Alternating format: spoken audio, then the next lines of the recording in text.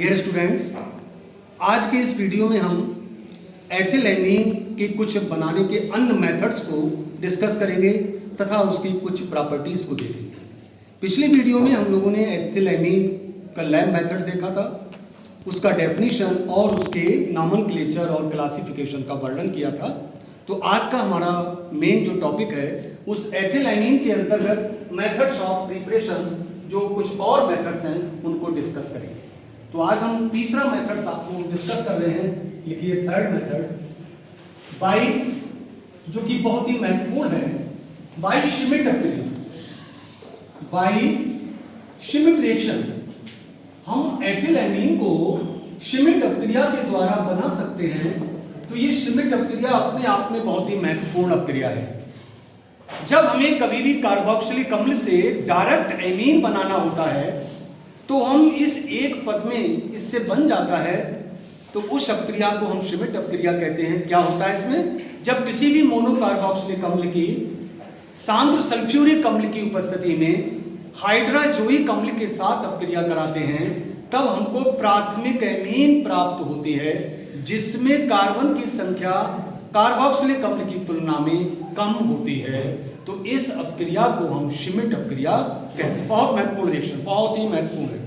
तो यहाँ पर हमको एथिलएमीन बनाना है तो हम यहाँ लिखेंगे, यहाँ पर हमको प्रोपेनोइक अम्ल लेना पड़ेगा। 3 कार्बन का अम्ल C2H5COOH, ये है प्रोपेनोइक एसिड।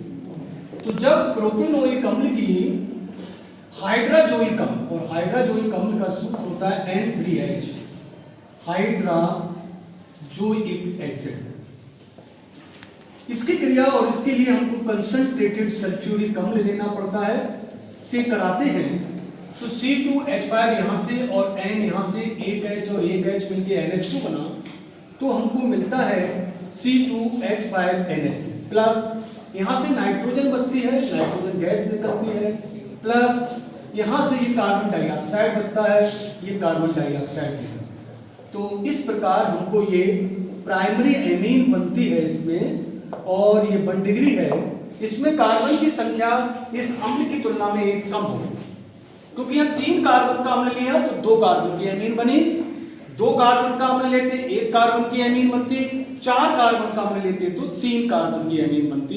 तो इस मेथड से हम कोई सी भी एमीन बना सकते हैं प्राथमिक, उसी से 1 कार्बन ज्यादा का अम्ल लेते हैं। तो इस अपक्रिया को हम श्मिट अपक्रिया कहते हैं। नेक्स्ट फोर्थ रिएक्शन है by the hydrolysis of alkyl isocyanide. Alkyl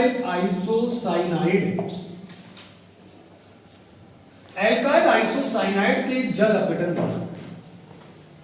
कल हमने साइनाइड के अपचन से भी इसको बनाया था और आइसोसाइनाइड से भी एमीन बनता है, तो ये काफी आपको कन्वर्जन में महत्वपूर्ण रहेगा। एल्काइल आइसोसाइनाइड में हमको चूंकि यहाँ पर एथिलएमीन बनानी है तो हम इथाइल आइसोसाइनाइड लेते हैं।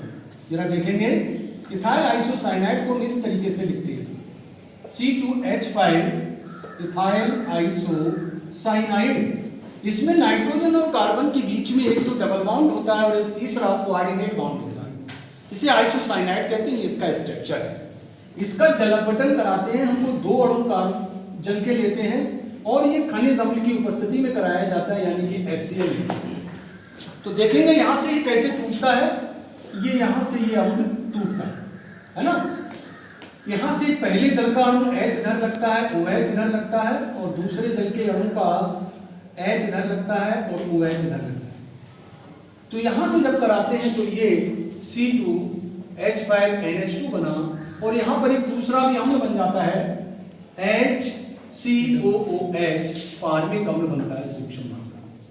तो इस प्रकार आइसोसाइनाइड भी जल अपघटन पर एमीन देते हैं, ठीक है ना, खनिज।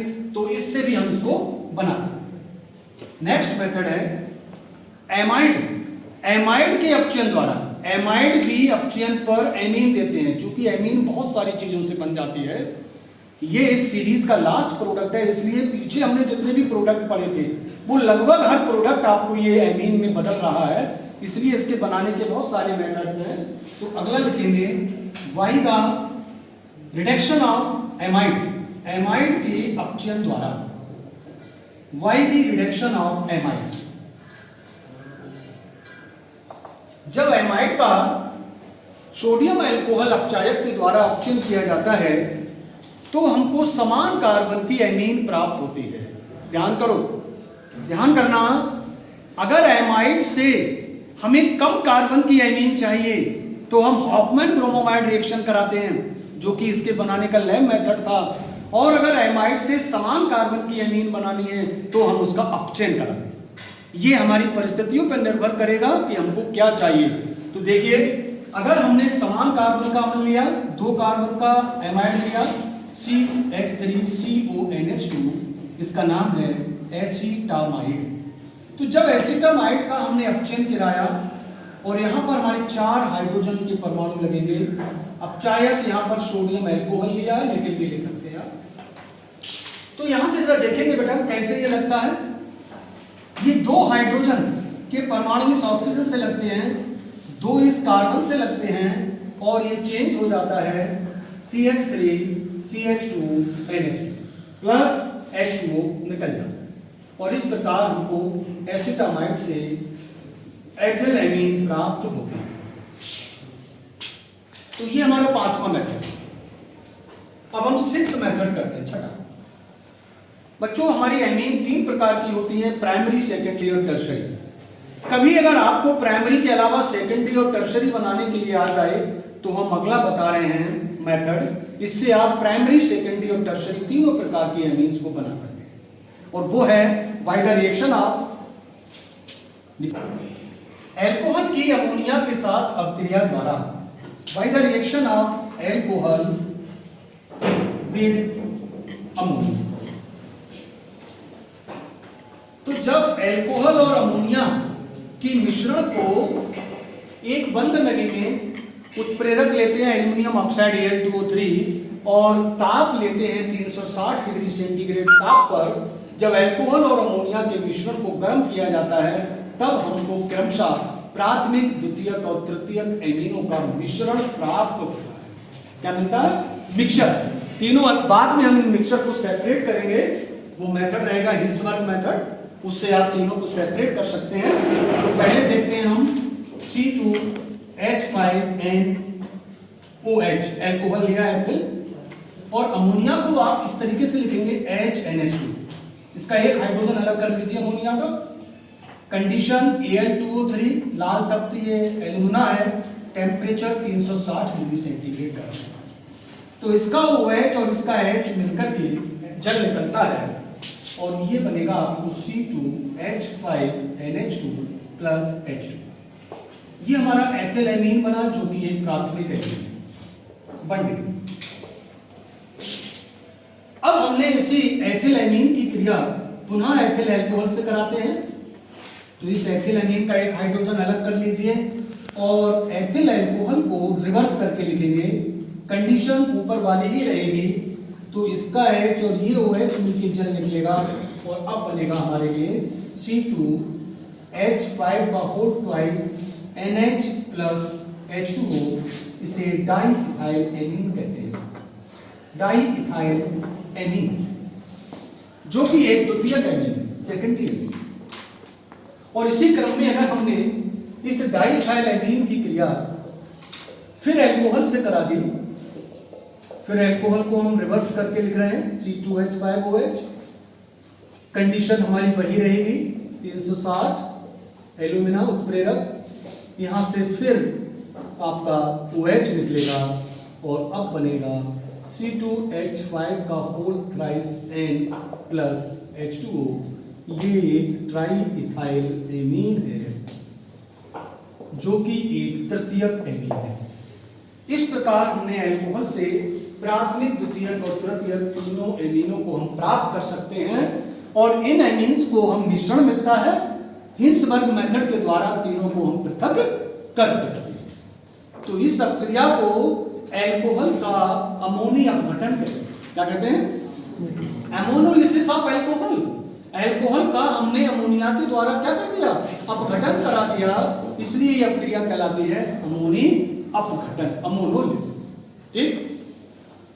और इसी क्रम में बस एक लास्ट रिएक्शन और है, कर सकते हैं हम। इससे भी आपको बेटा तीनों ही बना सकते हैं, प्राथमिक, द्वितीयक और तृतीयक तीनों एमीने बनेंगे इस मेथड से।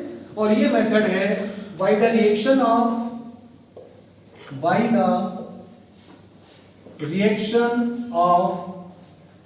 alkyl halide with ammonia. Alkyl halide की अमोनिया के साथ अपक्रिया द्वारा, तो इससे भी हमको तीनों प्रकार के एमीन्स प्राप्त होते हैं।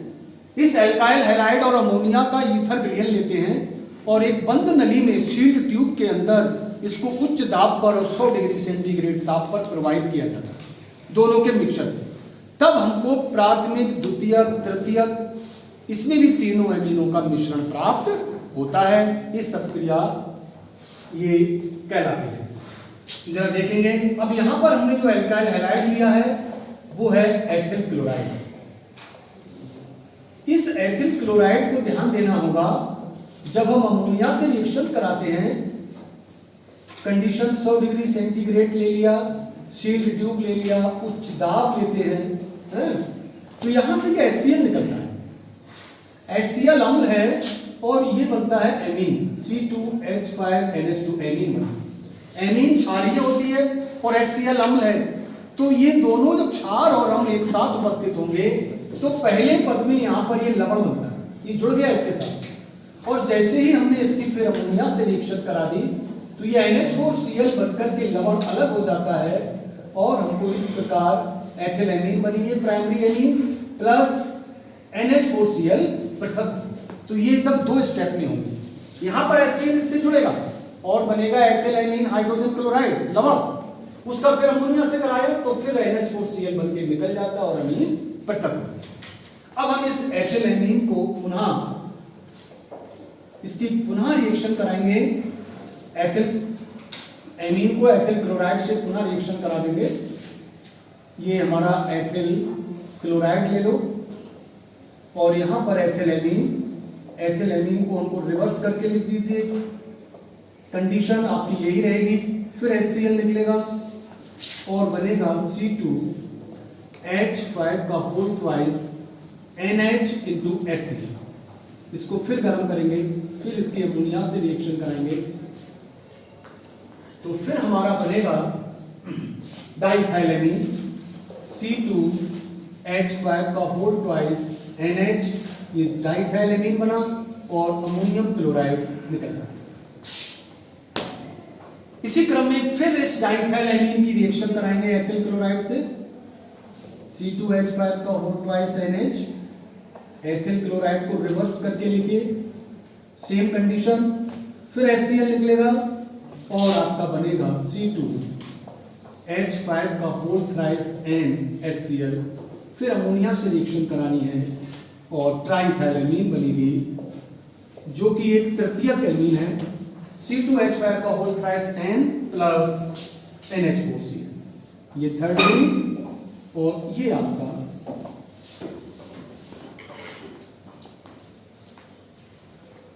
क्या इसके आगे भी रिएक्शन होंगे?